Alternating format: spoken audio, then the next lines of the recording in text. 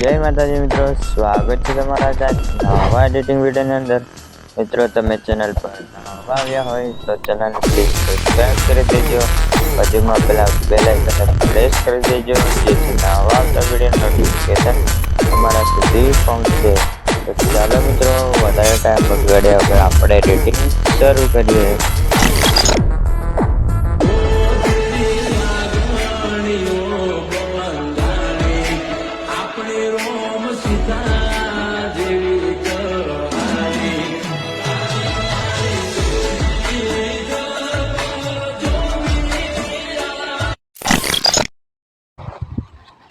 મિત્રો, એ પ્રકારનો વિડીયો બનાવવા માટે તમારે અલાઇટ મોશન એપની જરૂર પડશે. તો સૌથી પહેલાં અલાઇટ મોશન એપને ઓપન કરી લો. અલાઇટ મોશન ઓપન થાય ત્યાં સુધી થોડી રાહ જોઈ લો. તો અલાઇટ મોશન ઓપન થઈ ગયા પછી તમને આ પ્રકારનો ઇન્ટરફેસ જોવા મળશે. તો તમારે અહીંયા પ્રોજેક્ટ વાળા ઓપ્શન પર ક્લિક કરી દેવાનું. પ્રોજેક્ટ વાળા ઓપ્શન પર ક્લિક કરશો તો તમને અહીંયા બે પ્રોજેક્ટ જોવા મળશે. એ બંને પ્રોજેક્ટની લિંક તમને ટેલિગ્રામ ચેનલની અંદર મળી જશે. તો ત્યાંથી તમારે અલાઇટ મોશનની અંદર એડ કરવાનું રહેશે અને ટેલિગ્રામ ચેનલને પણ જોઈન કરી દેજો. તો સૌથી પહેલાં અહીંયા ફૂલ પ્રોજેક્ટને ઓપન કરી લો. ફૂલ પ્રોજેક્ટને ઓપન કરશો તો તમને કંઈક આ પ્રકારનો ઇન્ટરફેસ જોવા મળશે. તમારે અહીંયા પ્લસના આઇકન પર ક્લિક કરી અહીંયા મીડિયા પર ક્લિક કરી અહીંયાથી આ ક્લિપને એડ કરી દેજો. મિત્રો, આ વિડીયોની ક્લિપ તમને ટેલિગ્રામ ચેનલની અંદર મળી જશે. તો ત્યાંથી તમારે ડાઉનલોડ કરી લેવાની છે અને અલાઇટ મોશનની અંદર એડ કરી દેજો. તો હવે અહીંથી બેક થઈ જાઓ. બેક થઈ ગયા પછી અહીંયા ઇફેક્ટ પ્રોજેક્ટને ઓપન કરી લો.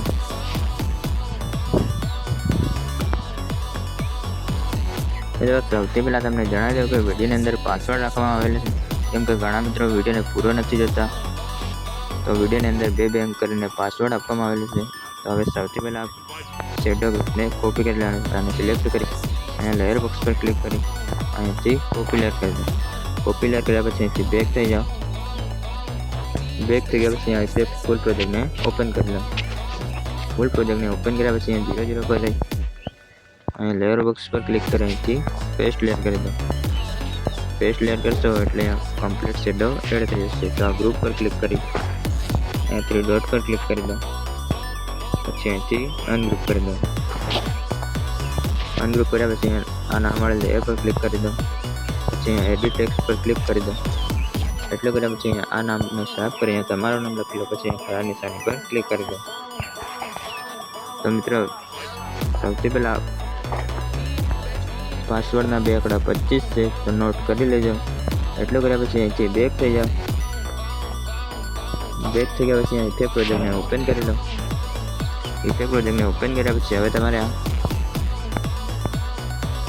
આ લેયરને કોપી કરી લેવાની છે અને સિલેક્ટ કરી લેયર બોક્સ પર ક્લિક કરી કોપી લેયર કરી દો. કોપી લેયર કર્યા પછી અહીંથી બેક થઈ જાઓ. બેક થઈ ગયા પછી અહીંયા ફૂલ પ્રોજેક્ટને ઓપન કરી લો. ફૂલ પ્રોજેક્ટને ઓપન કર્યા પછી અહીંયા 0 0 પર આવી અહીંયા લેયર બોક્સ પર ક્લિક કરી અહીંથી પેસ્ટ લેયર કરી દો. પેસ્ટ લેયર કર્યા પછી તમારે અહીંયા 3.6 પર આવી અહીંયા લેયર પર ક્લિક કરી અહીંયા આ ઓપ્શન પર ક્લિક કરી દો. પછી અહીંયા એક આંખ બંધ હશે તો અહીંયા આંખને ખોલી લેવાની છે. તો એટલું કર્યા પછી અહીંથી ફરી બેક થઈ જાઓ. બેક થઈ ગયા પછી અહીંયા ફરી ઇફેક્ટ પ્રોજેક્ટને ઓપન કરી લો.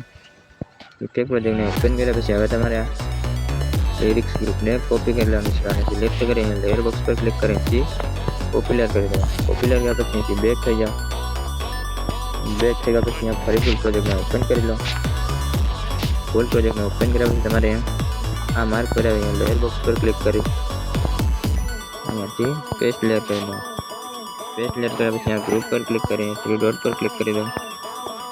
પછી અહીંથી અનગ્રુપ કરી દો. અનગ્રુપ કર્યા પછી હવે તમારે અહીંયા લેયર પર ક્લિક કરી અહીંયા ઇફેક્ટ પર જઈ અહીંયા 3 ડોટ પર ક્લિક કરી અહીંથી કોપી ઇફેક્ટ કરી દો. કોપી ઇફેક્ટ કર્યા પછી અહીંથી બેક થઈ જાઓ.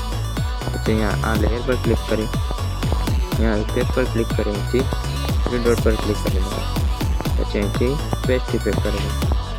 એટલે અહીંયા આ ટેક્સ્ટની અંદર ઇફેક્ટ એડ થઈ જશે. અને મિત્રો, પાસવર્ડના છેલ્લા આંકડા છે 41, તો નોટ કરી લેજો. તો હવે અહીંથી ફરી બેક થઈ જાઓ. બેક થઈ ગયા પછી અહીંયા ઇફેક્ટ પ્રોજેક્ટને ઓપન કરી લો. ઇફેક્ટ પ્રોજેક્ટને ઓપન કર્યા પછી અહીંયા આ ઓવરલેને કોપી કરી લો અને સિલેક્ટ કરી અહીંયા લેયર બોક્સ પર ક્લિક કરીને કોપી લેયર કરી લો. પોપ્યુલર કર્યા પછી અહીંથી બેક થઈ જાઓ. બેક થઈ ગયા પછી અહીંયા ફરી ફૂલ પ્રોજેક્ટને ઓપન કરી 0 પર રહી અને લેયર બોક્સ પર ક્લિક કરી અહીંથી પેસ્ટ લેયર કરી પેસ્ટ લેયર કર્યા પછી હવે આ વિડીયોને એક્સપોર્ટ કરી દો. એક્સપોર્ટ કરવા માટે અહીંયા આ ઓપ્શન પર ક્લિક કરી દો. પછી અહીં તીર પર ક્લિક કરી દો. પછી અહીંથી સેટિંગ કરી દો. સેટિંગ કર્યા પછી અહીંયા એક્સપોર્ટ પર ક્લિક કરી દો.